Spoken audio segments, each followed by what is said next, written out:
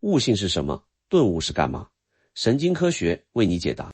先给大家讲一个很常见的场景，两个人读同一本书，一个人看完说挺有道理的，然后把书放下了，该干嘛干嘛。另一个人看到某一页的时候突然愣住了，心跳加速，瞳孔放大，一种电流从脊椎底部穿上来直达头顶。他放下书，闭上眼，觉得自己好像突然看懂了一些以前怎么都想不通的事情。从那天起，他变了。这两个人的差距，我们通常用一个词来概括：悟性。但悟性到底是什么？是基因决定的天赋？是智商的另一种说法？还是一种可以训练、可以提高的能力？如果悟性可以提高，它的训练方法到底是什么？在今天这期视频里，我要用2025年最新的神经科学研究来回答这些问题。但我先剧透一下让我最兴奋的结论：悟性的高低本质上不取决于你的大脑有多聪明，而取决于你的大脑有多愿意被改变。Hello， 大家好，我是王丽杰。要理解悟性，我们得先搞清楚顿悟这件事在大脑里到底发生了什么。2025年5月，柏林洪堡大学、汉堡大学与杜克大学的联合认知神经科学团队在自然通讯上发表了一篇非常重要的论文。他们做了一个巧妙的实验，让参与者在核磁共振仪里看一种叫做 Mooney 图片的视觉素材。这种图片就是把一张正常照片的对比度拉到极端，变成纯黑纯白的色块。你第一眼看上去完全是一团混乱，根本不知道这是什么。但在某个瞬间，你的大脑突然一下把碎片拼起来了，你看到了一只狗或者一个咖啡杯。这个瞬间就是一次微型的顿悟。实验结果有3个关键发现。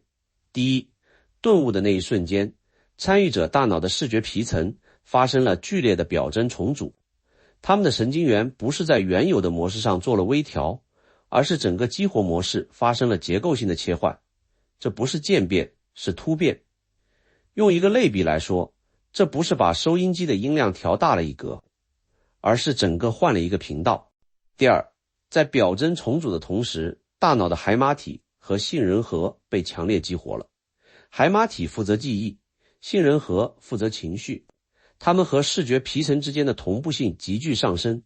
也就是说，顿悟的时候，认知、情绪和记忆3个系统同时开火，形成了一个统一的神经网络。第三，也是最让我震撼的，通过顿悟获得的答案，记忆持久度是渐进式学习的将近2倍。卡贝瑟教授的原话是，如果你在学习某样东西的时候经历了一次顿悟，你的记忆力几乎翻倍，几乎没有什么记忆效应能比这个更强大了。你知道这意味着什么吗？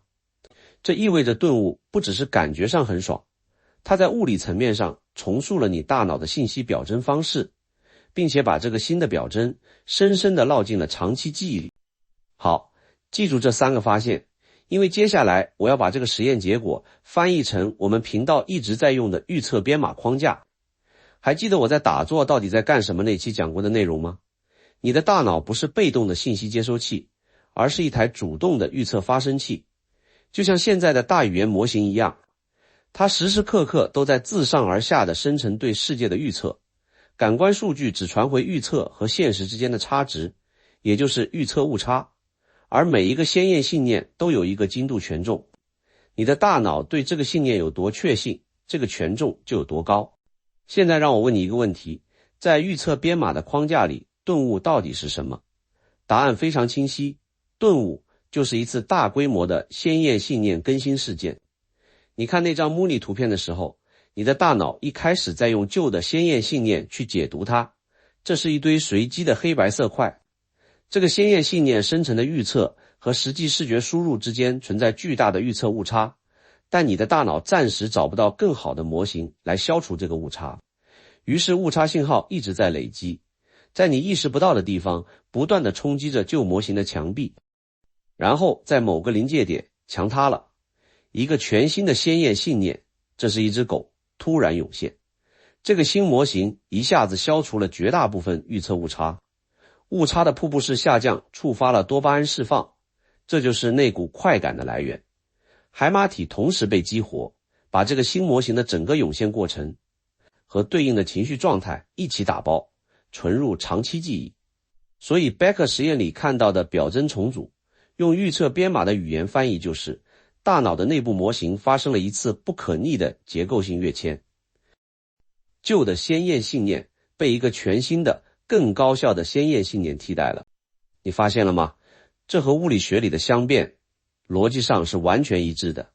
水在0度以下是冰，你给它加热，温度一度一度的升高，冰的内部结构在微观层面缓慢地积累着变化，但从外面看它还是冰，直到到了0度的那一瞬间，相变发生了。冰不是慢慢变成水的，它是在一个临界点上突然跳到了一个全新的状态。顿悟就是大脑的相变。而且我在万亿参数那期讲过的 AI 领域的 Grokking 现象和这个机制在数学上几乎完全一致。神经网络在训练初期只是在死记硬背，误差曲线下降得很慢，但在数据量和训练时间积累到某个临界点之后，突然之间误差悬崖式下跌。模型不再是机械记忆，而是突然懂了背后的通用规则。那个悟在数学上就是参数在高维空间里从混乱状态坍缩成了一个低熵的几何结构。这和 Becker 实验里看到的大脑表征重组是同一个现象的不同尺度表达。好，如果顿悟是大脑的相变，那悟性高意味着什么？悟性高不是说你相变的结果比别人好，不是说你看到的那只狗比别人的更清晰。悟性高是说你的大脑到达临界点的阈值比别人低。同样的信息输入，你的大脑更容易发生相变。那问题就变成了，是什么决定了这个阈值的高低？答案就藏在预测编码理论里，精度权重。你的旧先验信念的精度权重越高，你的大脑就越不愿意更新它。因为精度权重高，意味着大脑认为这个信念非常可靠，即使收到了大量的预测误差信号，大脑也会倾向于解释掉它们，而不是更新信念。这就是为什么固执的人很少有顿悟，他们的先验权重太高了，高到预测误差信号根本穿不透。反过来，一个悟性高的人，他的先验信念的精度权重处于一个微妙的平衡状态，高到足以让它形成连贯的世界模型，但又低到足以让新的预测误差信号有机会冲击和更新这个模型。想象你用沙子堆了一座城堡，如果是钢筋混凝土浇筑的，海浪拍过来毫发无损，那就是固执；如果是散沙一盘，风一吹就没了，那就是混乱。悟性是什么？是沙堡刚好站着，但海浪来的时候，它愿意被重塑成新的形状。你有没有发现，这和我们在涌现那期讲过的自组织临界性是完全一致的？巴克和他的沙堆模型告诉我们，复杂系统在临界态附近最容易产生大规模的级联反应。沙堆太平坦，加一粒沙，什么都不会发生。沙堆太陡峭，它已经崩过了，处于稳定态。只有在刚好处于临界点的状态，一粒沙就能引发雪崩。悟性就是你的认知系统维持在临界态附近的能力。这就解释了为什么同一本书、同一句话，对不同的人效果天差地别。六祖慧能听到因无所住而生其心，这8个字就开悟了。这8个字你也读过，我也读过。为什么我们没开悟？不是因为我们的智商不够，而是因为我们的认知沙堆还没有堆到临界点。慧能在听到这句话之前，他的人生经历，他的内在探索，他对痛苦的直面，已经把他的认知系统推到了悬崖边缘。8个字落下来，就是最后那粒沙。当然，佛学意义上的开悟远不止一次认知上的顿悟，但那个临界瞬间的核心逻辑是相通的。所以你看，悟性不是凭空的天赋，它是你的整个人生经历在认知参数空间里积累出来的一种特定的拓扑状态。先天的基因会影响我们的认知起点，它决定了初始的认知地形，但它锁死不了你能不能走到相变的临界点。路的长短不同，但路没有断过。这也回答了我们频道之前提出的那个核心共识：文本解读的天花板不是语言能力，而是体验维度。同一段文字，一个经历过至亲离世的人和一个从未面对过死亡的人读出来的东西是完全不同的，不是因为后者不认字，而是因为他的认知参数空间里缺少某些维度，那些维度只有通过真实的体验才能被打开。一旦打开，同一段文字就能在更高维度的空间里引发共振，而共振达到临界强度的时候，相变就发生了。好，如果悟性的本质是认知系统在临界态附近的灵活性，那怎么提高它？我总结了4个层面。第一个层面，堆积沙堆，扩展你的体验维度。这个很直观，你的认知沙堆越高，越多维，你就越接近临界点。读书、旅行，和不同领域的人深度对话，学习一门全新的技能，甚至经历一次重大的挫折，所有这些都在往你的沙堆上加沙子。但注意，这里有一个陷阱，如果你只在同一个领域里堆沙子，你的沙堆可能会变得很高，但很窄。它在那个方向上早就过了临界点崩过了，处于稳定态，再加沙子也不会引发雪崩。真正有效的做法是跨维度堆沙子。你懂物理学，你也读佛学，你还做过投资，研究过大语言模型的技术原理，你还亲手写过代码。这些来自完全不同领域的沙子堆在一起，更容易把系统推到临界态。这也是为什么历史上最伟大的顿悟往往发生在学科交叉的地方。第二个层面，调低精度权重，练习认知松绑。这就是我们在打坐那期反复讲的修行的核心机制。你可以感受一下，你此刻最坚定的一个信念是什么？不管它是什么，你注意到了吗？当我让你去审视它的时候，你的身体有一个微妙的紧缩，好像有什么东西被威胁到了。那个紧缩就是精度权重在身体上的表达。你的很多鲜艳信念的精度权重被调得太高了，我必须这样理解，世界一定是那样的，这个理论不可能错。这些过高的权重像钢筋一样加固了你的旧模型，让新的预测误差信号打不进来。怎么调低？冥想是一条被大量研究验证的路径。大量针对冥想的神经影像学研究和基于预测编码框架的相关发现都指向同一个结论：深度冥想时，大脑高层鲜艳信念的精度权重会被降低，默认模式网络的活动下降，整个大脑会进入一种更开放、更灵活的状态。但冥想不是唯一的方法，任何让你暂时搁置我知道了这个感觉的练习，都在做同样的事情。比如，当你读到一个和你观点完全相反的论述时，试着不急于反驳，而是先问自己，如果它是对的，我的模型哪里需要修改？这个简单的练习就是在手动调低你的鲜艳权重。第三个层面，增加预测误差的信号强度。前面讲了，宇航员在太空看地球之所以能引发总观效应，是因为那个视觉刺激的精度权重被拉到了最高，全感官沉浸，生存性危机加持，没有任何注意力竞争性刺激。同样的信息在电视上看，精度权重极低，根本打不动鲜艳信念。这对日常学习的启示是，你获取信息的方式和信息本身同样重要。同一本书摆在那里，你是在沙发上随便翻翻，还是因为你正在经历一个真实的困境，带着一个烙在心里最深处的问题去读？同样的信息，当你带着真实的困惑、真实的需要、真实的痛苦去接触它的时候，你的大脑给它赋予的精度权重完全不同。这就是为什么带着问题学习比泛泛而学有效得多，不是因为你更努力了，而是因为你的大脑从神经机制层面就更认真地对待了这些输入。第四个层面，也是最深的一层，让元神介入。